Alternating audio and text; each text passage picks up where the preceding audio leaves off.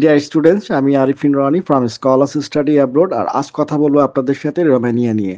গতবারের ইনটেকে আমরা সবাই জানি বাংলাদেশি স্টুডেন্টদের রোমানিয়ার ভিসা পাওয়ার ক্ষেত্রে কিন্তু খুব বেশি হ্যাচেল ছিল, রিজেকশন রেটটা চরম আকারে ছিল, খুব হাই ছিল। যেমন 10টাতে একটা দুইটা ভিসা পাওয়াটা খুব বেশি চ্যালেঞ্জ ছিল। তার চেয়ে বড় বিষয় যেটি ছিল যে আমাদের ইন্ডিয়ান ভিসাটা পাওয়া, এটা একবারই চ্যালেঞ্জ, যেটা এখনো পর্যন্ত বিদ্যমান। এবং বাংলাদেশ থেকে যেসব স্টুডেন্টগুলো ইন্ডিয়াতে পৌঁছেছিল তাদের এয়ারপোর্ট ইমিগ্রেশনে অনেক ধরনের কোশ্চেনের মুখোমুখি হতে হয়েছে। ইভেন অ্যাম্বাসিতেও তারা অনেক ধরনের কোশ্চেনগুলো করছে, যেটা আসলে স্টুডেন্টদের সাথে এই কোশ্চেনগুলো হয়তো যায় না। এবং আমাদের বেশ অনেক স্টুডেন্ট ছিল সেপ্টেম্বর 2024 ইনটেকের, যাদের মধ্যে কিছু স্টুডেন্ট স্টিল বা ইন্ডিয়াতে অবস্থানরত। তারা ইউনিভার্সিটি অফ বুখারেস্টের স্টুডেন্ট আমাদের এখনো পর্যন্ত ইন্ডিয়াতে। এবং তাদের যে বক্তব্য ছিল অনেকটা মানে আনএক্সপেক্টেডই বলা যায়। যে অনেক স্টুডেন্ট ফোন করেও এমনভাবে বলছে যে তাদের ফাইলটা সে ফিল করছে এমনভাবে যে তাদের ফাইলটা ওপেন করাও হয়নি, বাট আর্টিকেল 27 ইন্টেনশন জনিত কারণে তাদেরকে রিফিউজ করা হয়েছিল। যেখানে প্রতিটা স্টুডেন্টের আইএলটিএস 6, 6.5, 7, ইভেন আমাদের স্টুডেন্ট ছিল এবার আইএলটিএস 8 সহ। আনফর্চুনেটলি সে ইন্ডিয়ান ভিসা পায়নি কিংবা যেতে পারেনি। বাট এত প্রতিবন্ধকতার ভেতর থেকেও কিন্তু স্বস্তির যে নিঃশ্বাসটা ছিল, স্বস্তির যে জায়গাটা ছিল, যে কিছু স্টুডেন্টদের ফাইল ভ্যালিডেট করা সম্ভব হয়েছিল থাইল্যান্ড থেকে। এবং থাইল্যান্ড থেকে যে ভিসাগুলো প্রসেস করা সম্ভব ছিল, তাদের ভিসা কোনো জটিলতাই ছিল না।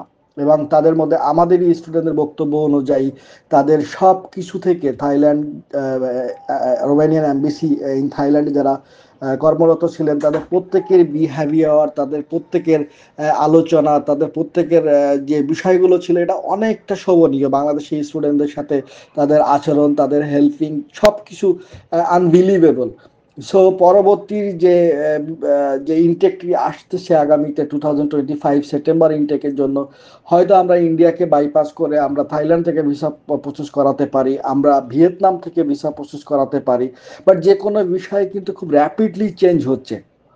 সো খুবই মুশকিল আজকে ফেব্রুয়ারি 13 তারিখে বসে বলাটা যে আগামী দিনগুলোতে কোথায় আমরা ভিসা সাবমিশনগুলো করতে পারবো। বাট অনেকভাবেই দেখা যাচ্ছে যে অনেক এমবিসি কিন্তু বাংলাদেশে আসতেছে কিংবা ভিএফএস সার্ভিস চালু হচ্ছে। সো আমাদের উম্মিদ এটাও যে রোমানিয়ান ভিসাগুলো আমরা বাংলাদেশ থেকে প্রসেস করতে পারবো।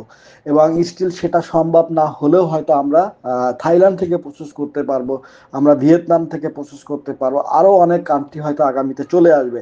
যেমন রিসেন্টলি বাংলাদেশি স্টুডেন্টদের জন্য অধিক জনপ্রিয় একটি কান্ট্রি বুলগেরিয়া, যেটারও ভিসা রেশিও রোমেনিয়ার মতো অনেক বেশি, কারণ দুইটা কান্ট্রি সিমিলার ইমিগ্রেশন পলিসি, তাদের এডুকেশন পলিসি। সেখানে কিন্তু ইন্দোনেশিয়াতেও বাংলাদেশি স্টুডেন্টরা ফেস করতে পারতেছে।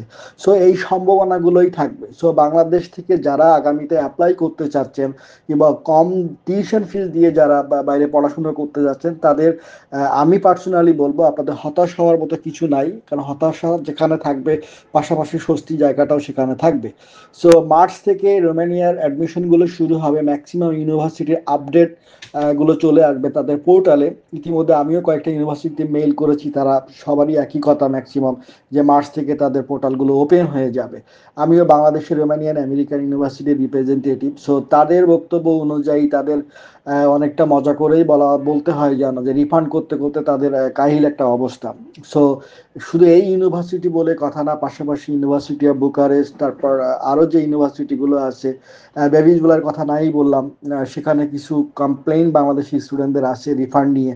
সো সব ইউনিভার্সিটি চায় তাদের রিজেকশন হারটা কমিয়ে যেন এটার রেটটা যেন অনেক বেশি থাকে।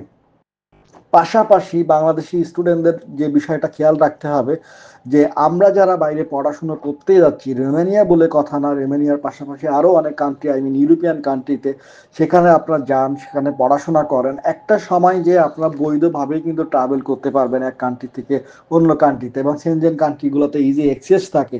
সো পড়াশুনো না করে এক দেশ থেকে আরেক দেশে সুইচ করা, এটা আসলে আমাদের বাংলাদেশের জন্য একটা দারুণ ব্যাড ইম্প্যাক্ট কিন্তু এটা চলে আসবে, কিংবা অলরেডি চলে আসছে। যেটা ক্রোয়েশিয়ার দিকে তাকালেও আপনারা দেখবেন, যারা অলরেডি নোটিশ করছে আমাদের নেদারল্যান্ডস অবস্থিত বাংলাদেশ হাই কমিশনকে, যে আমাদের পালানোর হারটা অনেক বেশি। সো এই বিষয়গুলো আমাদের খেয়াল রাখতে হবে।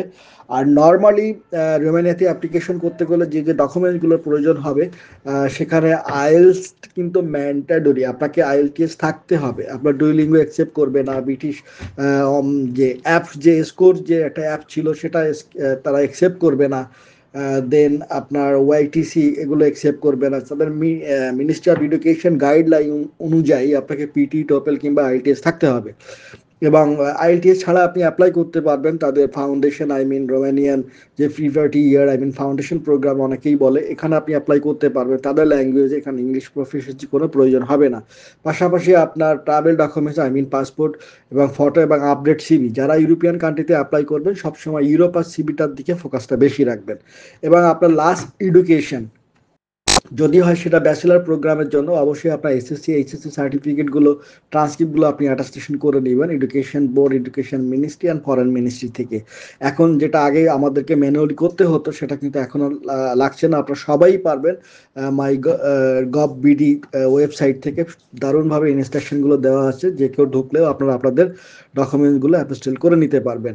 যারা মাস্টার্স প্রোগ্রামের জন্য অ্যাপ্লাই করবেন ঠিক সেমভাবেই আপনার লাস্ট এডুকেশনগুলো অ্যাপোস্টেল করে নেবেন, এবং ব্যাচেলার ট্রান্সক্রিপ্টগুলো, সার্টিফিকেটগুলো আপনার ইউনিভার্সিটি থেকে অ্যাটাস্টেশন করে নিয়ে দেন আপনাকে education ministry and foreign ministry attestation করে নিতে হবে।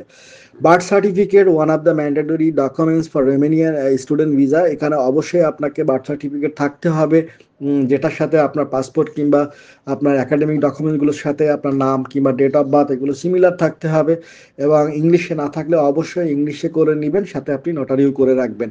মেডিকেল সার্টিফিকেটটি খুবই ইম্পর্ট্যান্ট। মেডিকেল সার্টিফিকেটটি নিয়ে আসলে এটা আবার আমি এখানে ডিসক্লোজ করতে চাচ্ছি না, বাট আপনাদের মেডিকেল সার্টিফিকেটটা করে নিতে হবে। স্পেসিফিক কিছু টেস্ট থাকবে যেখানে আপনার ব্লাড গ্রুপ, আপনার হাইট এগুলো মেনশন করা থাকতে হবে। এবং মাস্টার্সের জন্য যারা অ্যাপ্লাই করবেন তাদের 2টা রিকমেন্ডেশন লেটার এবং মিডিয়াম ইনস্ট্রাকশন ইংলিশ অবশ্যই থাকতে হবে। কিছু ইউনিভার্সিটিতে কিছু প্যাটার্ন দেওয়া থাকে, সেই প্যাটার্ন অনুযায়ী আপনাদেরকে একটা এসওপিও রেডি করতে হবে। সো আমাদের স্টুডেন্ট যারা